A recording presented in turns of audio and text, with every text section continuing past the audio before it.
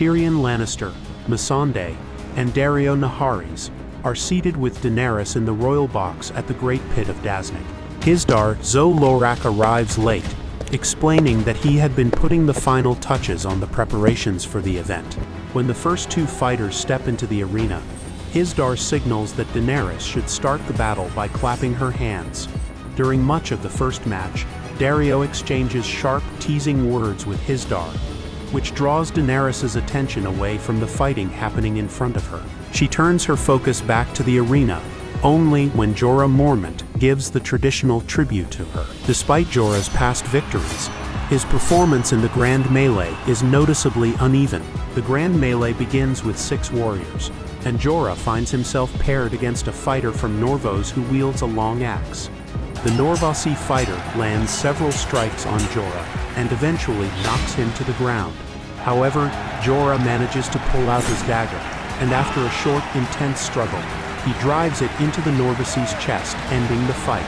At the same time, a skilled sword fighter from Braavos, who practices the elegant water dancing style, quickly defeats his Dothraki enemy and then turns his full attention toward Jorah.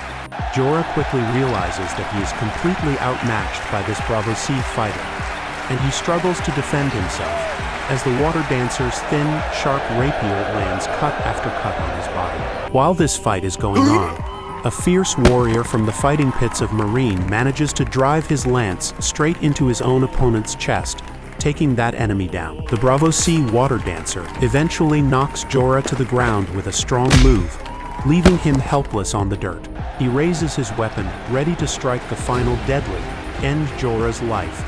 But in that moment, he becomes too focused on Jorah and does not notice the pit fighter approaching from behind. The pit fighter takes advantage of this opening and kills the water dancer with a surprise attack from the rear. With that enemy gone, Jorah gets back on his feet and faces the pit fighter in a new battle.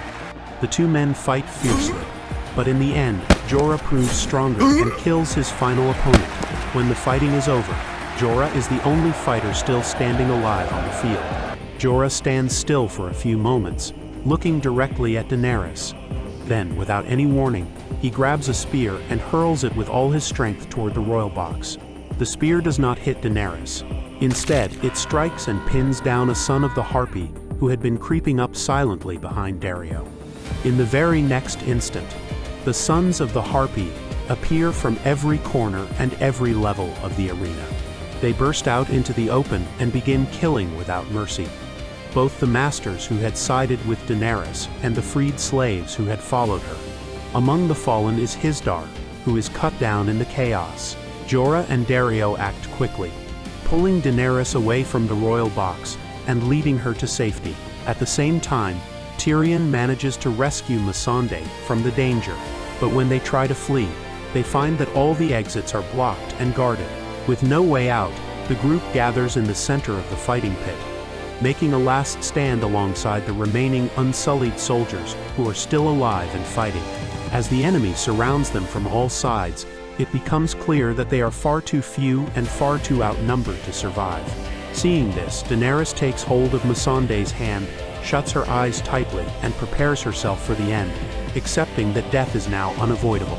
At that exact moment, a loud, dragon-like scream cuts through the air, and Drogon comes down into the arena, flying out from a huge burst of fire.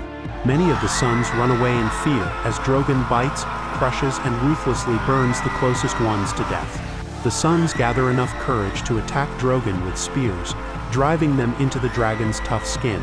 Daenerys quickly tries to pull the spears out, which makes Drogon turn toward her with a massive roar. He stops just before hurting her and becomes calm. Wanting to get Drogon away from the sun's reach, Daenerys climbs onto his back and tells him to fly, Valahd, becoming the first Targaryen dragonrider in more than 100 years. With the sons of the Harpy driven back for now, Daario, Jorah, Missandei, and Tyrion watch in shock as Drogon flies far away. Jon Snow, Tormund, and the few thousand wildlings who survived the terrible events at Hardhome finally reach the wall and stop in front of the gates of Castle Black. For a short but tense moment, Esser Alliser Thorne hesitates, unsure whether he should allow all of their longtime enemies to enter. In the end, however, he gives the command to open the gate. Thousands of wildlings stream through the wall and into Castle Black itself. Among them are many women and children, and even the giant named 1-1. As they pass by, many of the Night's Watchmen stare at them with anger and distrust. Alliser calmly tells Jon that he has a good heart for saving so many people, but he also warns that this same kindness might end up bringing death to all of them. Later, Jon meets up with Sam again, but he feels deeply discouraged.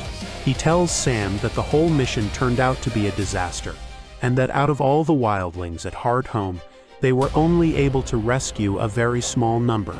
Sam, however, points to the different wildlings walking past them and reminds Jon that every single one of those people would have died if Jon had chosen to do nothing at all. So Sam says it was not a complete failure,